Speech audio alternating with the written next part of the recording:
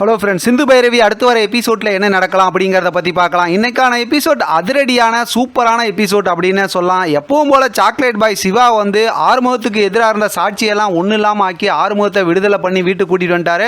ஆனால் நம்ம ஆறுமுகம் புலி பதுங்கிறதுக்கு பாயறதுக்கு தான் அப்படிங்கிற மாதிரி வந்து நடந்த எந்த விஷயத்தையும் வீட்டில் சொல்லாமல் அப்படியே அமைதியாக இருந்துட்டாங்க. ஆனால் ஆறுமுகத்தை நல்லா கவனிச்சாங்கன்னு சொல்லிட்டு அன்னபூர்ணி சொன்னதெல்லாம் செம்ம காமெடியாக இருந்துச்சு. பைரவியும் அதை உண்மைன்னு நம்பிட்டாங்க. ஆனால் அங்கே நடந்ததே வேறு. ஆனால் வந்து மருந்தெல்லாம் போட்டு அப்படி இப்படிங்கிற மாதிரி நான் ரொம்ப பேராசையில் இருந்தேன். அந்த மாதிரி மூமெண்ட்லாம் இப்போதைக்கு நடக்கலனாலும் சீக்கிரமாகவே நடக்கும் அப்படின்னு சொல்லி நம்ம நம்பலாம். ஆனால் நம்ம அன்னபூர்ணி போகிற போக்கில் ஒரு விஷயத்தை போட்டு விட்டாங்க. என்னன்னா, பைரவி கிட்ட சீக்கிரமாகவே எனக்கு ஒரு பேரனோ பேத்தியோ பெற்று கொடுமா அப்படிங்கிற மாதிரி கேட்டாங்க. அன்னபூர்ணி சொன்னதுமே பைரவி பார்த்தோம்னா லைட்டாக அப்படியே வெக்கப்படுற மாதிரி தான் இருந்துச்சு. கொஞ்சம் கொஞ்சமாக மனசை மாற்றிக்கிட்டாங்கன்னு தான் நினைக்கிறேன். இப்போ பைரவி வந்து ஆறுமுகத்து மேலே எந்த கோவம்லாம் இல்லைன்னு சொல்லும்போதே சூப்பராக இருந்துச்சுன்னு வச்சுங்களேன்.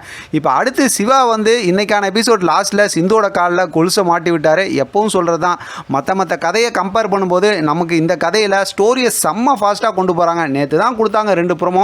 அதில் ஒரு ப்ரோமோவோட ஸ்டோரியை இன்றைக்கே முடிச்சிட்டாங்க. நாளைக்கான ப்ரோமோவில் பார்த்தோம்னா என்ன காரணத்தை காட்டி இப்போ சிந்து வந்து சிவாவோட ஹாஸ்பிட்டலுக்கு போகிறாங்க. அங்கே போய் அப்படி இப்படின்னு சொல்லிட்டு ஒரு காதல் நாடகத்தை போட்டு கடைசியில் கையில் கட்டெல்லாம் போட்டுக்கிட்டாங்க. ஆனால் இதெல்லாம் சிவாவை பார்க்குறதுக்கு தான் அப்படிங்கிற மாதிரி அந்த டாக்டர்கிட்டையும் சொன்னாங்க.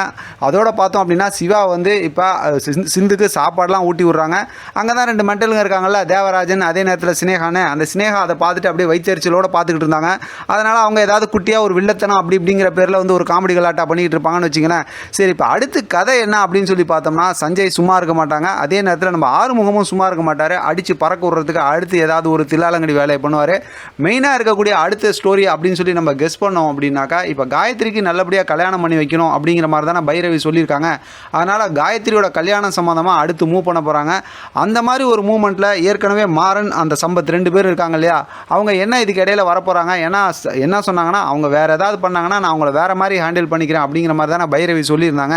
அதனால் அடுத்து காயத்ரியோட மேரேஜ் விஷயமா மூவ் பண்ணுவாங்க. இதுக்கிடையில் வீட்டில் இருக்கக்கூடிய அந்த அதாவது எசக்கியும் மகா ஐசு இவங்கெல்லாம் இருக்காங்கல்ல, அவங்க என்ன கேம் ப்ளே பண்ண போகிறாங்க அப்படிங்கிற மாதிரி நிறைய கெஸ்ஸிங் இருக்குது. நம்மளால் வந்து மற்ற கதையை போல் இதுதான் நடக்கும், இப்படி நடந்தால் நல்லாயிருக்கும் அப்படின்னு வேணால் யோசிக்க முடியுது. ஆனால் இதுதான் நடக்கும் அப்படிங்கிற மாதிரி கெஸ் பண்ண முடியல. ஏன்னா அவ்வளோ ஃபாஸ்ட்டாக தான் ஸ்டோரியை கொண்டு போகிறாங்க. அதனால் நாளைக்கான எபிசோடில் நம்ம சிவா சிந்துவோடைய ரொமான்ஸை ரொம்ப சூப்பராக எதிர்பார்க்கலாம். அதோட பார்த்தோம் அப்படின்னாக்கா, அதை பார்த்து வைத்தெறிகிற ஸ்னேகா வந்து அடுத்து என்ன பிரச்சனை பண்ண போகிறாங்க, அதை சிந்து வந்து எப்படி அடித்து பறக்க விட போகிறாங்க அப்படிங்கிறதும் அடுத்து இருக்க சூப்பரான ஸ்டோரி. இங்கே வீட்டில் பார்த்தோம் அப்படின்னா கண்டிப்பாக பைரவி அடுத்து இப்போ அதாவது காயத்ரியோட கல்யாண விஷயமா ஸ்டெப் எடுத்து வைப்பாங்க. அந்த ஸ்டெப்பில் என்ன ப்ராப்ளம் வரும், ஏன்னா மாறனாக இருக்கட்டும் சம்பத்தாக இருக்கட்டும் நீங்கள் கல்யாணம் பண்ணவே முடியாது, நாங்கள் அப்படி பண்ணிடுவோம் இப்படி பண்ணிடுவோம்லாம் எல்லாரும் வீரவசனம்லாம் பேசியிருக்காங்கல்ல. பைரவி மட்டும் லேசுப்பட்டாலா, அதனால் பார்க்கலாம் என்ன நடக்குதுன்னு. ஆனால் இந்த உண்மை காட்டில் வலிக்கு உழுவுலங்கிறது வந்து சொல்லியிருப்பாங்க அப்படின்லாம் நான் ரொம்ப நினச்சேன். அது என்னமோ சாதாரண சீரியல் கதையை நினச்சி நான் அப்படி சொல்லிட்டேனாட்டிருக்கு. எது எப்படி பார்த்தாலும் சூப்பராக இருந்துச்சு இன்றைக்கான எபிசோட். நாளைக்கான எபிசோடும் சூப்பராக தான் இருக்கும்.